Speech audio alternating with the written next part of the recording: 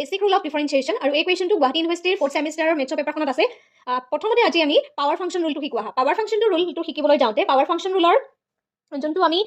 concept পাম সেই ফাংচনটো হৈছে যে ইফ এটা যদি ফাংচন y হয় আৰু y is a function of x ঠিক আছে আৰু এই ফাংচনটোত xn বুলি লিখে ইয়াত n টো হৈছে পাৱাৰ এতিয়া এই ফাংচনটোৰ পৰা দেন dy by dx ওলাব লাগে ঠিক আছে y মানে হৈছে যে এই y যেটো ফাংচন এটা dy by dx that mean d by dx এই y জায়গাত আমি y লিখিম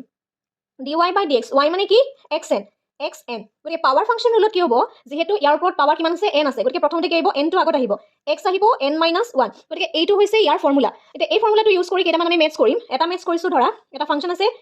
is a function y = x³ ঠিক আছে ইয়াত আমি dy by dx কৰিব লাগে এতিয়া d by dx যেতিয়া কৰিবা এটা y জায়গা কি হ'ব x³ হ'ব x³ হলে x ৰ ওপৰত পাৱাৰ কিমান আছে n আছে গতিকে 3 আহিব হেনে x আহিব n মানে n - 1 n কি হ'ব 3 আহিব -1 গতিকে কি হ'ব 3x² লিখিছনে কেনে কৰিছো সেকেন্ড এটা ইকুৱেশ্যন লৈছো সেকেন্ড ইকুৱেশ্যনটো লৈছো ধৰিছো y is a function of x8 x ৰ ওপৰত পাৱাৰ কিমান আছে 8 আছে ঠিক আছে এতিয়া আমি dy by dx যেতিয়া কৰিম that means d by dx ৰ যোনটো ভ্যালু হ'ব তাত লিখিব x8 ইয়াত পাৱাৰ কিমান আছে 8 আছে গতিকে 8 টো আগত আহিব ঠিক আছে 8 আগত আহিব x n কিমান আছে n 8 8 - 1 গতিকে কিমান হ'ব 8x to the power 7 কি হ'ব 8x to the power 7 ঠিক আছে আৰু এটা মেথছ লৈছো ধৰি লৈছো এটা ফাংচন আছে 3 নম্বৰ তাত উদাহৰণ দিছো y is a function of x dy by dx ওলাব লাগে dy by dx যেতিয়া কৰিম that means d by dx x ৰ জায়গাত আমি x লিখিলো এতিয়া এই ফাংচনটোত চাবা ইয়াত x ৰ ওপৰত পাৱাৰ কিমান আছে 1 আছে গতিকে আমি 1 লিখিলো x 1 - 1 এটা কি হ'ব x নট হ'ব আৰু এই যে x নটৰ ভ্যালুটো ঠিক আছে x নটৰ ভ্যালুটো সদায় কি হয় 1 হয় তাৰ মানে মন কৰিবা যেতিয়া এটা ভ্যালুত অনলি এটা ভেৰিয়েবল থাকিব তাৰ ওপৰত কোনো পাৱাৰ নাথাকে তেতিয়া হলে তাৰ ভ্যালুটো আমি কিমান পাম 1 পাম আৰু এটা কুৱেশ্যন মই ৰুট ওভাৰ লগাই লৈছো 4 এটা ফাংচন লৈছো y is a function of x ঠিক আছে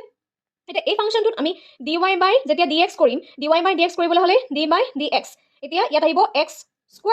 d by dx হয়নে আমি প্ৰথমতে এই x² টো কি কৰিম x to the power half আমি স্কয়াৰটো প্ৰথমতে উঠাই দিছো হাফ কৰি লৈছো ঠিক আছে হাফ কৰি লোৱাৰ পিছত এই হাফটো হৈছে পাৱাৰ গতে হাফটো কিহত আহিব আগত কি আহিব হাফ হিচাপে আহিব x half minus 1 that means n - 1 আকৌ কিমান আহিব হাফ আহিব x minus half আহিব minus half কিয় আহিলে চোৱা half minus 1 এটো আমি কৰিলে কি হ'ব 2 1 minus 2 that means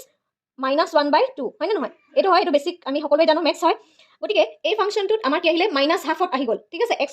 to the power -1/2 এটা এই -1/2 টোক আমি যদি তললৈ লৈ আনো ঠিক আছে এটো ওপৰলৈ যাব আকৌ এটা স্টেপ বেছি কৰিছো x -1/2 to the power এটো 2 এটা এই হাফ মাইনাসটো আমি আকৌ তললৈ লৈ আনিব পাৰো 1 লিখিম 2x² এই যে 1 আছে ঠিক আছে 1 টো তুমি এনেকেও কৰিব পাৰা 1/2 x half ঠিক আছে এই যে মাইনাসটো আছে দেখিছানে মাইনাসটো যদি তুমি তললৈ লৈ আনিবা তললৈ আনিলে +1/2 হৈ যাব ঠিক আছে মাইনাসটো তললৈ আনিলে কি হ'ব +1/2 হ'ব আৰু হাফৰ জায়গাত আমি ৰুট ওভাৰও লিখি দিব পাৰো এনে ধৰণে আমি পাৱাৰ ফাংচনৰ যোনটো ৰুল আছে সেই পাৱাৰ ফাংচনৰ ৰুলটো সলভ কৰিব আৰু কনসেপ্টবোৰ বুজি পাইছানে মোক প্লিজ এটা কমেন্ট কৰি জনাবা